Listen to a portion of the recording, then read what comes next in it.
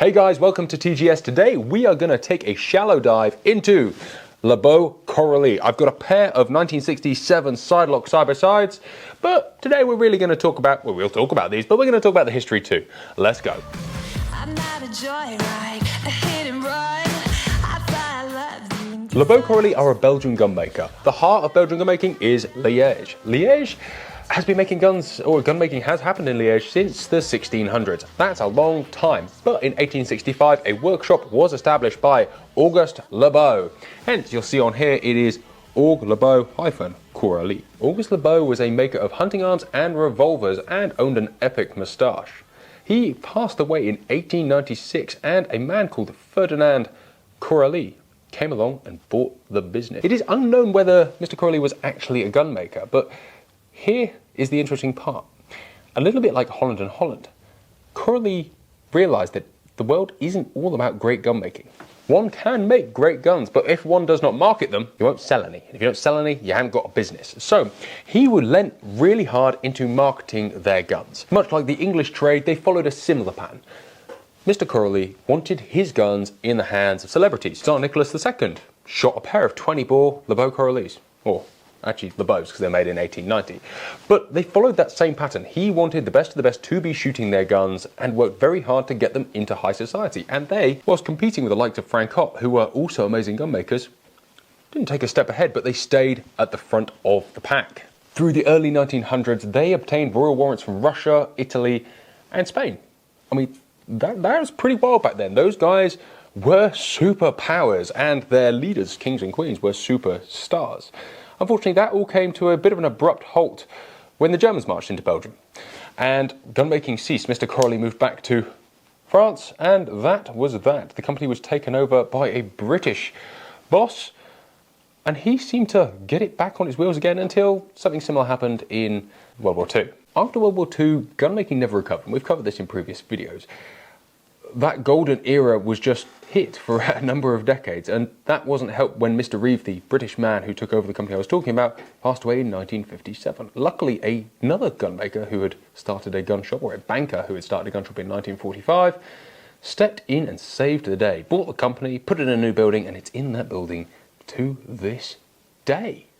The businessman that saved the day in 1957 was Joseph Verrees. I didn't say his name earlier because I was worried I was going to butcher it, and I probably did. He unfortunately passed away in 1982, and the business was taken over by his niece. His niece, Anne-Marie Mormons, stayed in charge of Lebeau Courally until 2007, when she resigned as its head, although I believe she is still in charge of gun making, or the gun making part of Lebeau Courally. In 2008, the company was taken over by Joris Eder, a successful businessman. There is a trend in history of successful businessmen who've made money elsewhere buying gun companies and running them for pleasure.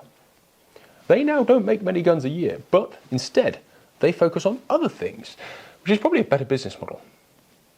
Very nice watches and leather goods seem to be the order of the day. Getting into the gun section of their website, I found, was a little tougher than it should have been.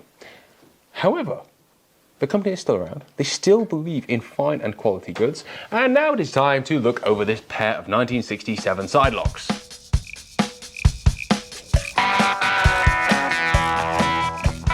Alright, so I really shouldn't like these. They're a 26 3/4 inch barreled 16-bore sidelock.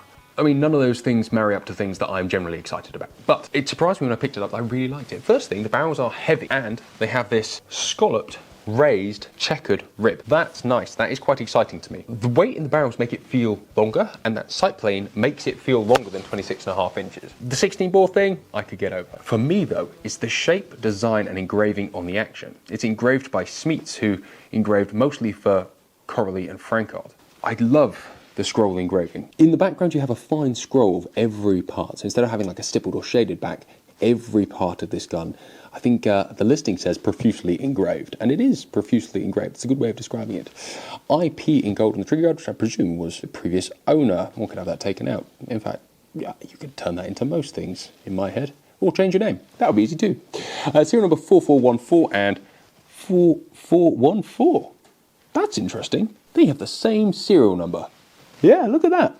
That is interesting. They are full hand detachable side locks as well. I mean, you can look at these for days. Pictures really tell 1,000 words, and I think you'll probably get sick of being all of these already because they are stunning. They are truly hand detachable rounded actions. We'll just pop that off. Love that little hidden third bite. I'm always a fan of that, especially where the ejectors move up and around it. So you have some gold washed internals, cooking dog there, and the hammer gold washed, and the rest of it is a fairly unexciting, not fairly unexciting, it's just a lock plate. It's quite good by the look of it, and they are luckily numbered to the gun, so you're not going to get that wrong. It's been a little bit of incorrect screwdriver usage on the inside of these, but they were made in 1967, so you can't be too fussy.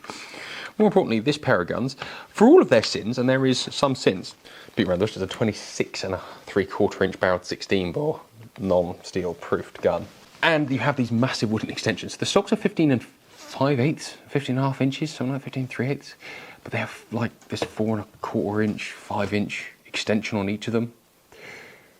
You know, the reason for that could be many. It was probably a short stock that was then extended, but you know, if you took that extension off and put a pad on it, it would only be 11 and a bit inches. But then it's a 26 3/4 inch barrel 16 bore, so it probably wouldn't be a bad thing for a smaller frame person to use, a lady or a very small gentleman. Either way, I really like them, and I'd be willing to forgive that, actually, because when you mount it up, you don't see it. Or you can get them restocked if you like. You can even get it done by Lebeau Courally, because they do still exist and still have a workshop. I mean, and that's as much as you need to say. This is just a good example of the quality you can expect from someone like that. We speak about Belgian guns in quite a derogatory way quite often, because a lot of the things we see suck. Or at least we're subjected to at the beginning of our careers, the cheaper end box locks and the little 410s that are all a bit rotten. But this is just wonderful. And you have got all of the prestige and history of a best English gunmaker. And yet this pair, I think, estimates about 5 grand, 4 or 5 grand. It's affordable, given that you have some issues. Anyway, and that was that. That is the short history, shallow dive into Lebeau Courally with a look at a couple of guns, just to give you an indication of the quality where they're at. And they are beautiful. I've not seen a Lebeau Courally that I didn't go, that's nice. Take care, guys. Thank you very much for watching, and thank you very much to Holtz for having us as always. I believe this pair of guns will be in the next auction, November 2022. Go check out their new and improved website. Ooh.